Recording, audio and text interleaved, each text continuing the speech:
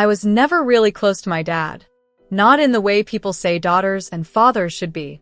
But I never imagined he'd erase me from his life completely.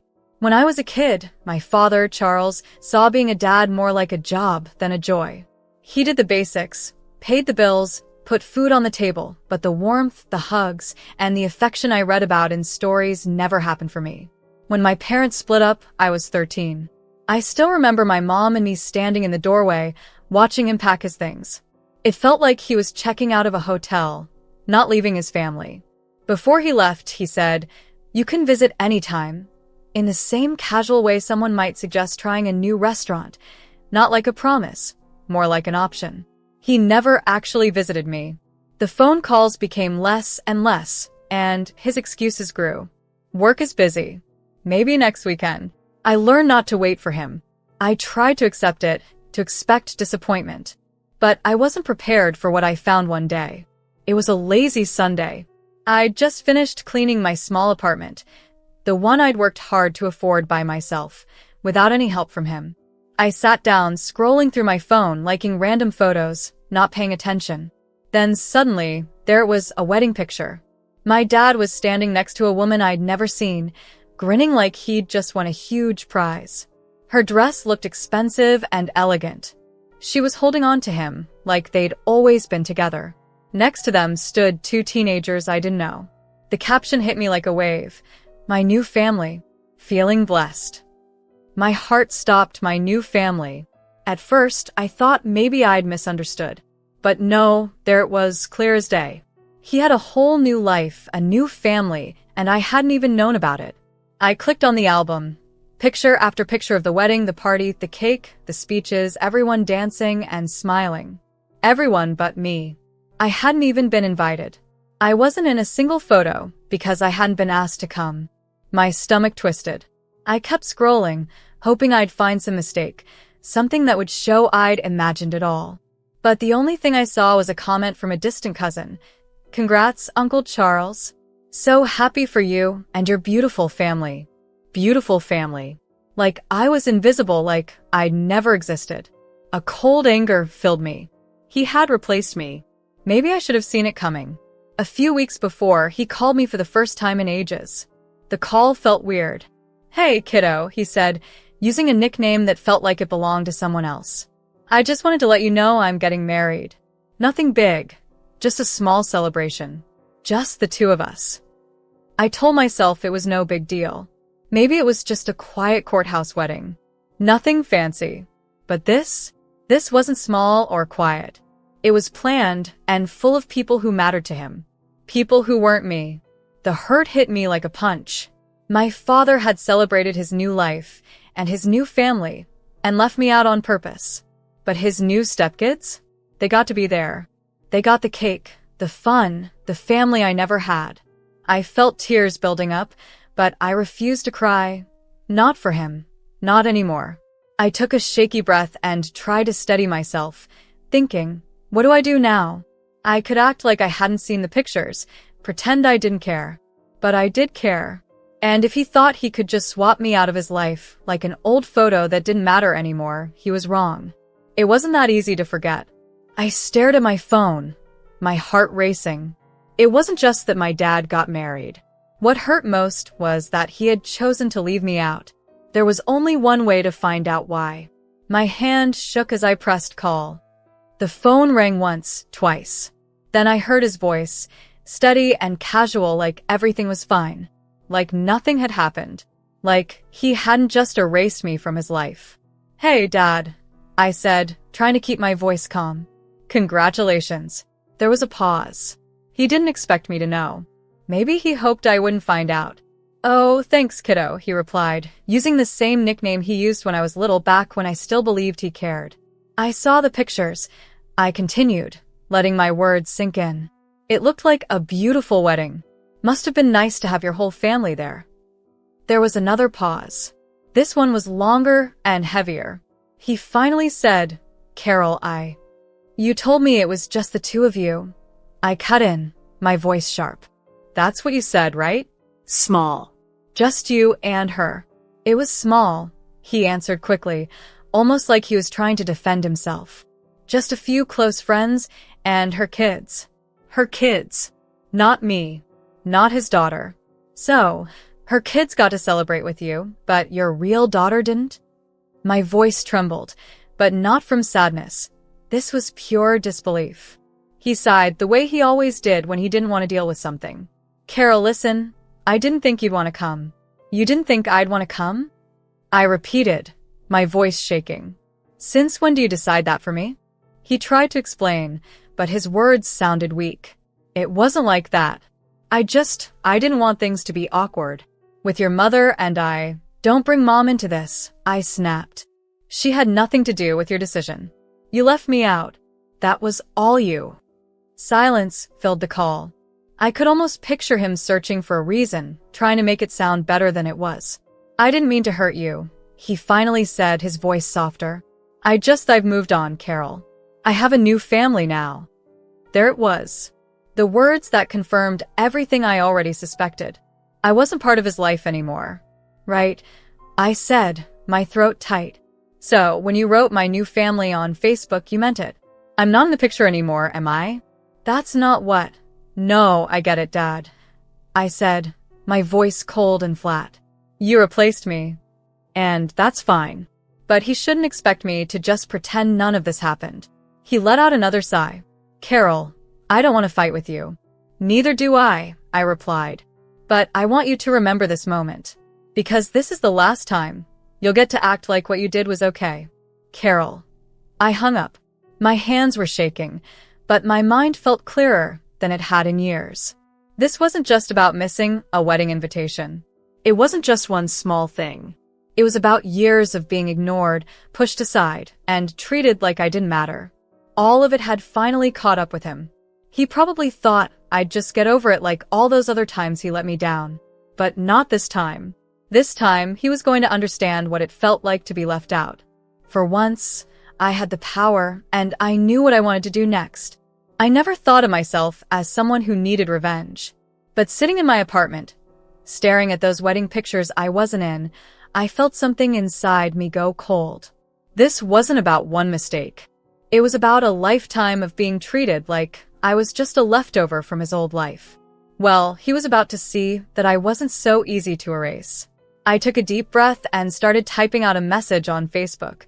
Congratulations on your wedding, Dad. Wishing you and your new family all the happiness in the world. Since I wasn't invited, I'll celebrate from afar, just like you always made me do growing up. I hope your stepkids appreciate the father they have, because I never did. Cheers. My heart pounded as I hovered over the post button. I wasn't usually bold or confrontational.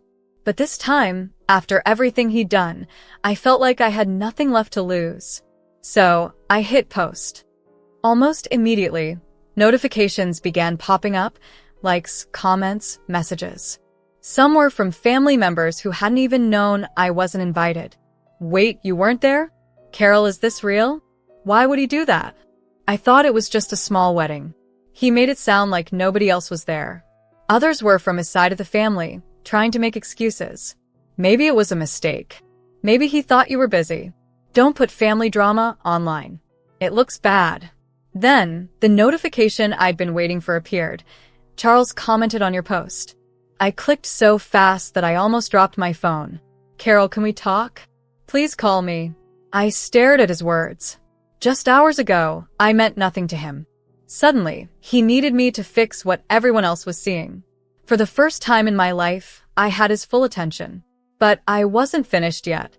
I went to his Facebook page again and scrolled through the wedding photos. There they were, the smiling faces, the perfect family moment. And I still wasn't in any of them.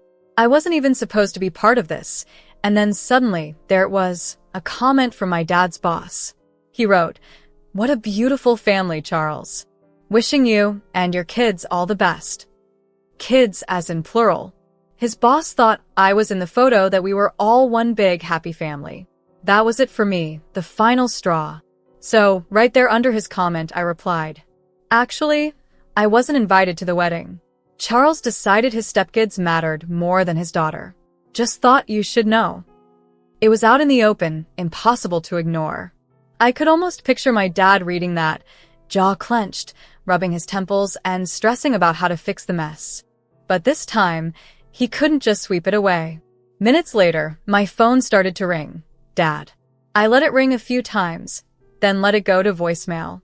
A text showed up right after. Carol, please call me. We need to talk. For the first time ever, he was the one chasing after me, and I wasn't going to make it easy for him. I put my phone down and felt something I hadn't felt in ages. Power. My dad had always treated me like I didn't matter, like I was just someone he had to deal with. Now he was about to find out what it felt like to be ignored. The calls and texts kept coming.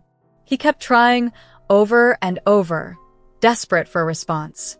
For years, I had been the one waiting for him, hoping he'd make an effort, hoping he'd care. Now he was the one waiting, and I wasn't ready to let him off the hook. If my dad thought he could just forget about me and pretend I didn't exist, he was wrong. I was still here, and I still had something to say. 3 days later, I finally answered his call. Carol, he said, letting out a huge sigh of relief like he'd been holding his breath. We need to talk. Do we? I said, my voice flat. I figured you'd be busy with your new family. He groaned. Come on, that's not fair. The word fair almost made me laugh. He'd never been fair to me. Tell me, Dad, what's not fair? That I wasn't invited? That you never told me? Or that I had to find out on Facebook, like a stranger? He went quiet. I could almost hear him pacing. Look, Carol, it wasn't intentional. I didn't want to hurt you. Then explain it. I said, my voice sharp. Explain why I wasn't good enough to be there, but her kids were. There was a long silence. When he finally spoke, he sounded tired. Because I didn't want to deal with it. My stomach twisted. He didn't want to deal with it. Deal with what, Dad? I asked, trying to stay calm. He hesitated. I knew it would be complicated, he admitted. I knew there was history, feelings. I thought if I kept it small and separate, I wouldn't have to juggle everything. I didn't want you or your stepmom to feel uncomfortable. Uncomfortable? That word hit me hard. So let me get this straight, I said, my voice trembling. You left me out so it wouldn't be awkward for her?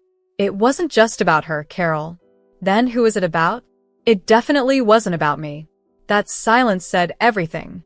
At that moment, I realized it wasn't just that my dad had forgotten about me. He had chosen to leave me out. He did it because it was easier. After all, it made his new life smoother. After all, I didn't fit into his perfect little picture. Wow, I whispered. I thought I'd hear a bad excuse, but honestly, this is just sad. Carol, please, he started. No, you listen to me for once. My grip tightened on the phone, my knuckles turning white. You've spent years making me feel like I don't matter. Like I'm just some memory you want to erase. Well, congratulations, you got what you wanted. I'm out of your picture. But don't call me now and pretend like you care. Carol, that's not what I want. It's exactly what you want. I snapped. You just didn't expect people to see who you are. He let out a long breath. I could hear how tired he sounded, how thrown off he was by me finally speaking up. I don't know how to fix this, he admitted quietly. You can't, I said. Goodbye, Dad. And I hung up. This time I meant it. That night, my phone buzzed again. I saw a notification that Charles had deleted all his wedding photos. I couldn't help but smirk. It was too late for that.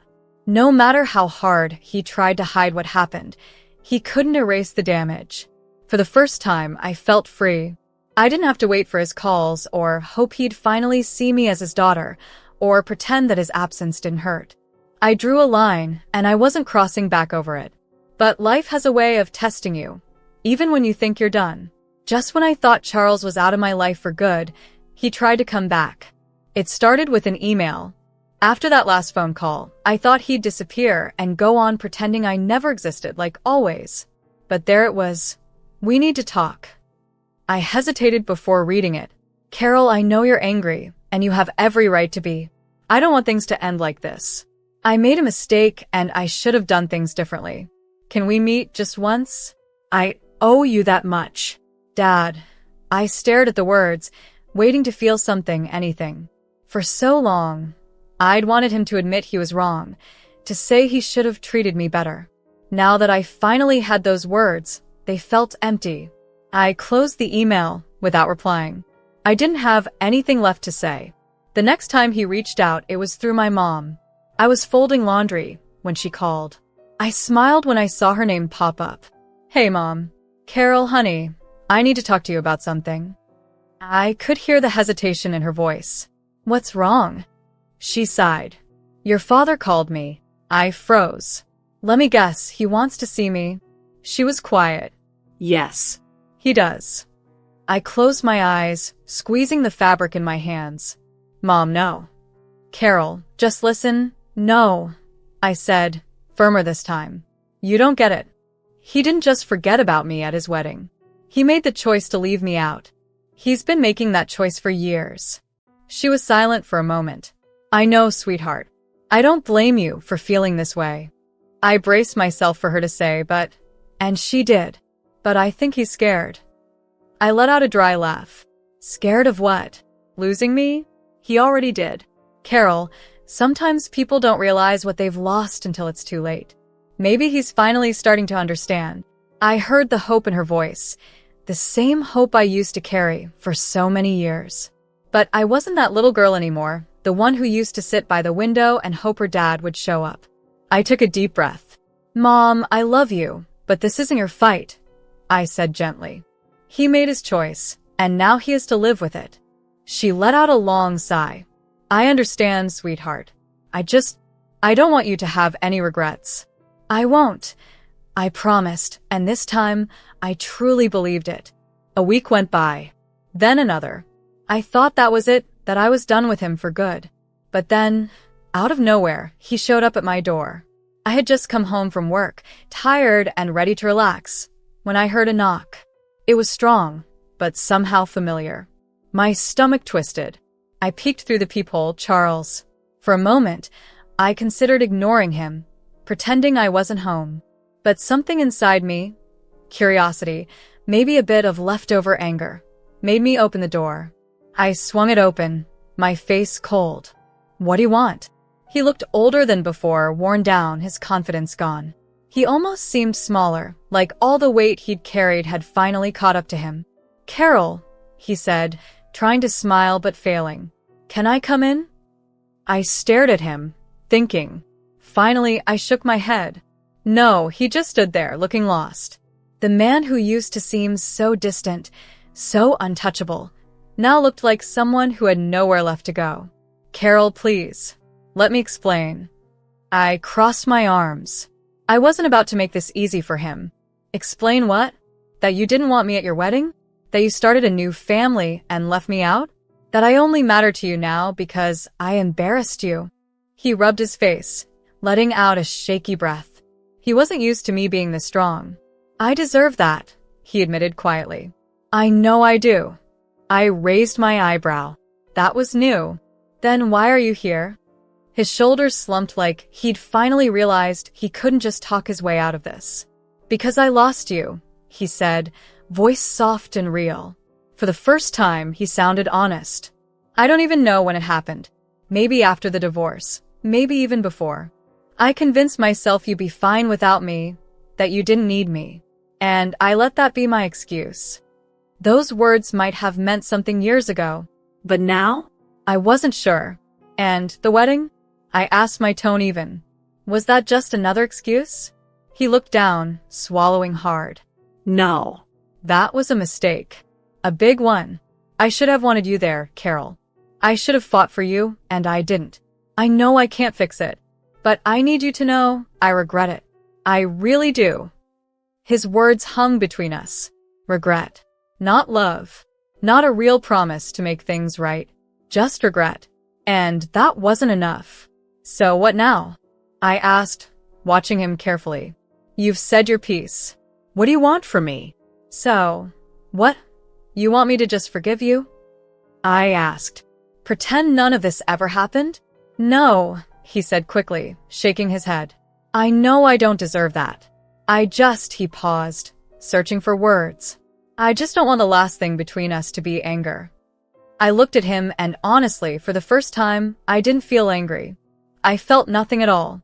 The truth was, I had already mourned the loss of my dad a long time ago. He was just now realizing what I'd known for years. We were over. "I'm not angry," I said, keeping my voice steady. "Not anymore." For a second, I saw relief flicker across his face. But I wasn't finished. "But I'm also not interested in fixing this." The relief vanished. He looked hurt. "Carol, come on." "No." I cut him off, shaking my head. "You don't get to walk away for years and then show up when you feel like it. That's not how family works. That's not what love is." His lips tightened like he wanted to argue, but he had nothing left to say. He had no excuses. "I hope you're happy with your new family," I told him, stepping back inside. "But I won't be a part of it." He opened his mouth, maybe to say something or maybe to beg. But I closed the door before he could say another word. And just like that, I let him go. That was the last time I saw my father. At first, he kept trying, sending emails, calling, reaching out. But I didn't answer. He had already taught me how to live without him, and I was finally ready to move on. I didn't need his regret, or his late apologies, or to wait for a love that was never there. I spent years trying to get my dad's attention, but he never tried to reach me. Now, I finally stopped trying.